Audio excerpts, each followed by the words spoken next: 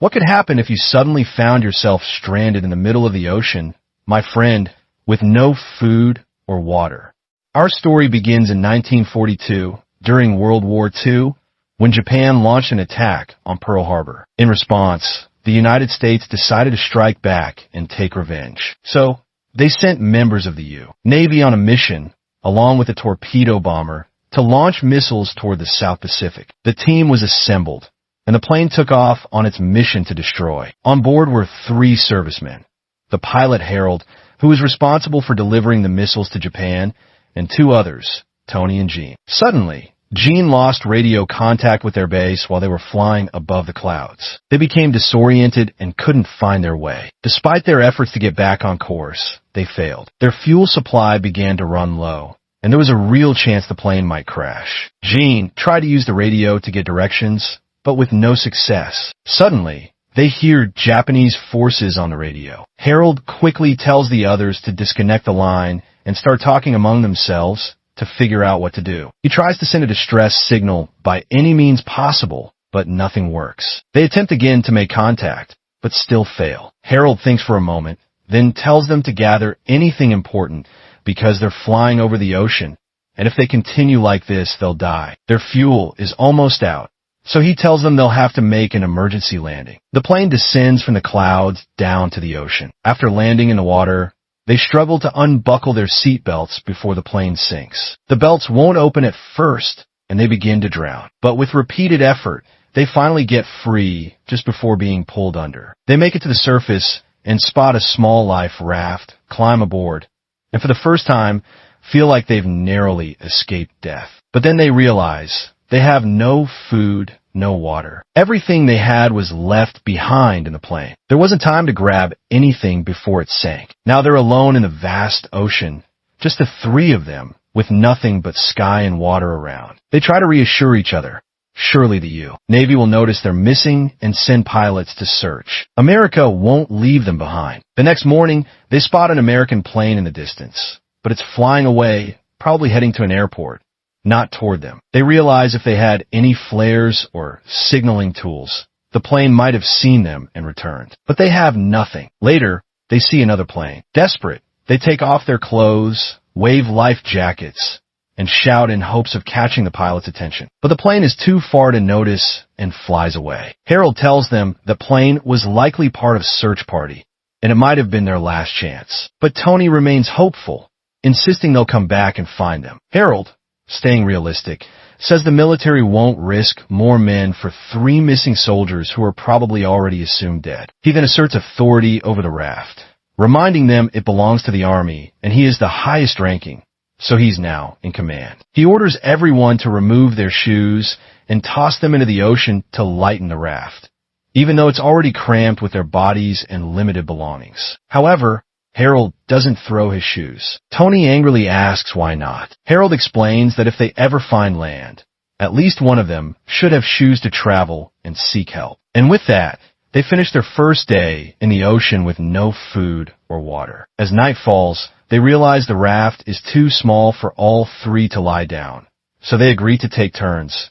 2 will sleep while 1 stays awake to keep watch. But then something strange happens. Tony and Jean see their leader, Harold, urinate into his shoe, then drink it. He tells them there's no sign of fresh water anywhere, and this might be the only option for survival. In the morning, Harold explains their situation. They're somewhere in the Pacific Ocean, with Hawaii about 1,900 miles away and South America nearly 6,000 miles behind them. As a pilot, he has a good sense of direction and suggests that if the current helps, they might reach land within a few weeks. Jean, frustrated, says even if they do, they'll die of hunger and thirst before then. But Tony points out that they're surrounded by water, and surely there are fish. They should try to catch some. They take out whatever knives they have, and Jean fashions a hook using a zipper. They cast it into the water, excited and hopeful. After a while, something tugs the line. They pull hard, thinking they've caught a fish, but the hook comes back empty. Their spirits drop. The heat becomes unbearable. Starving and exhausted, Tony can't take it anymore and jumps into the water, pretending like he's enjoying a summer swim. Jean considers joining him, but Harold stops him warning there might be dangerous seaweed or marine hazards. That's why people no longer come this way, he says. Gene listens and climbs back into the raft. Time passes without them drinking water or eating anything, and their bodies grow extremely weak.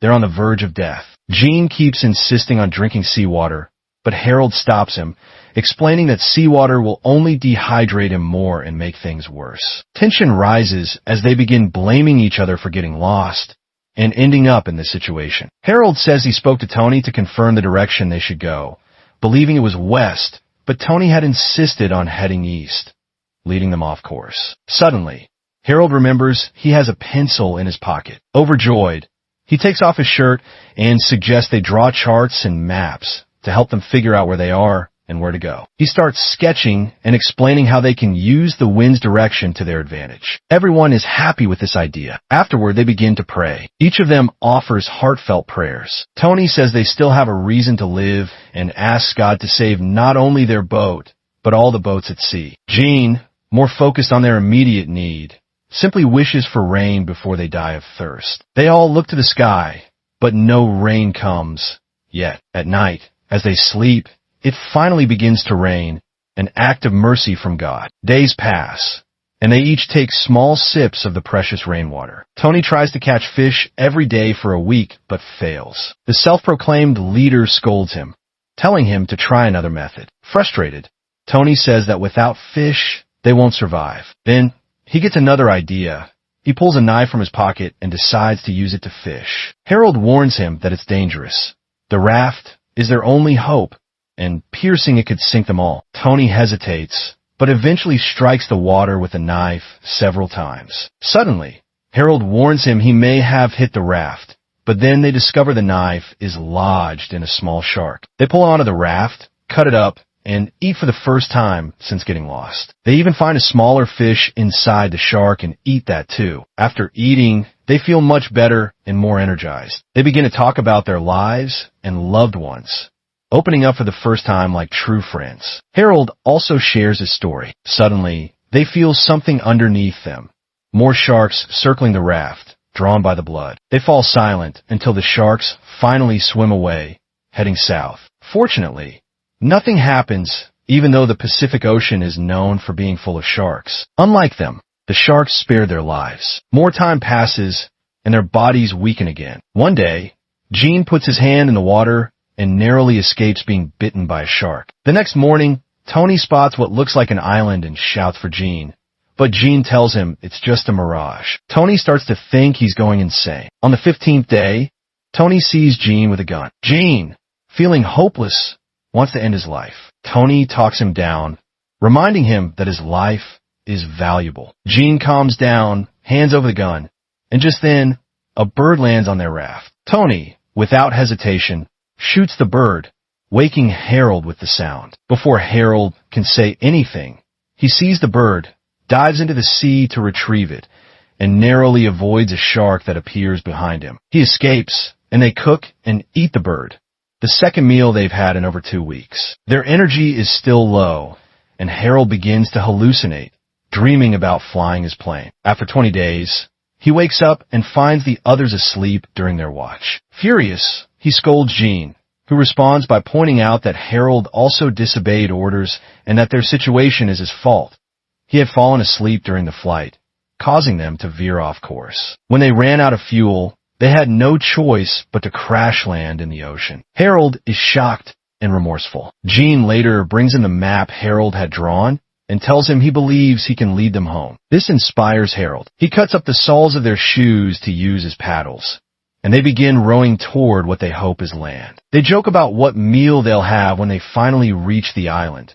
Simple dreams that keep them going. After 30 full days at sea, their strength fades. They can barely speak due to thirst and exhaustion. One night, it rains again, and they collect some water to drink. But along with the rain comes a massive storm. As they try to navigate through it, huge waves toss them from the raft, and they are thrown into the sea. Huge waves come crashing down, tossing them all off the raft. It almost drowns them and sinks their boat too. But just like they've survived a full month facing death, they decide to fight one more time. Luckily, after the waves settle, The raft flips back upright and doesn't sink. With great difficulty, they start climbing back onto it, one by one, narrowly escaping death and the storm once again. By morning, all three are completely exhausted. Everything they had was lost to the sea. The only thing they had left was the raft, and that leaves them feeling hopeless. They begin to think they can't escape death any longer, and their time is running out. Lying on the raft, they look like lifeless bodies. Harold begins to speak,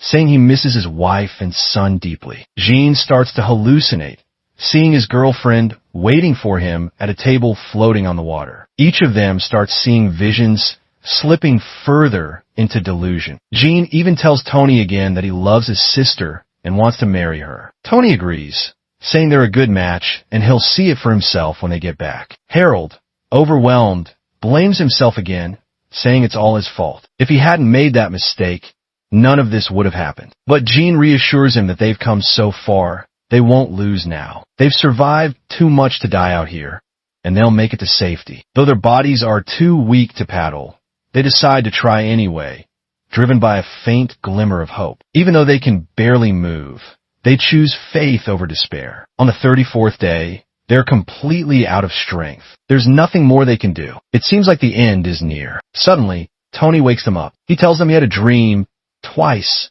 about a vast Greenland. He believes it could come true. Inspired by the dream, Harold reaches down, scoops some seawater into his hand, and drinks it. He's no longer afraid of dying. At that very moment, Jean spots a patch of green in the distance. They all stand up and stare.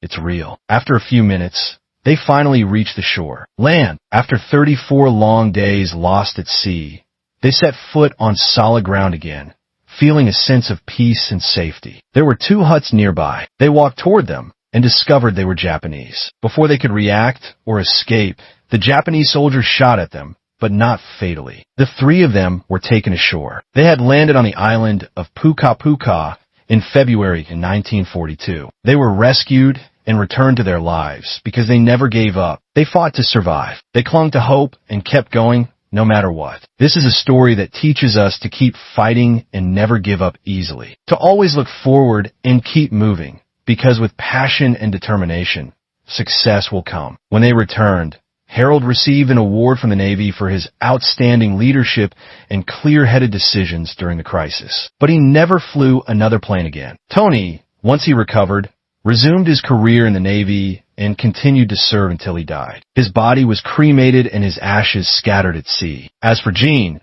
he became a radio broadcaster and eventually married Tony's sister. In the end, here are some real photos of the 3 men who endured this incredible journey.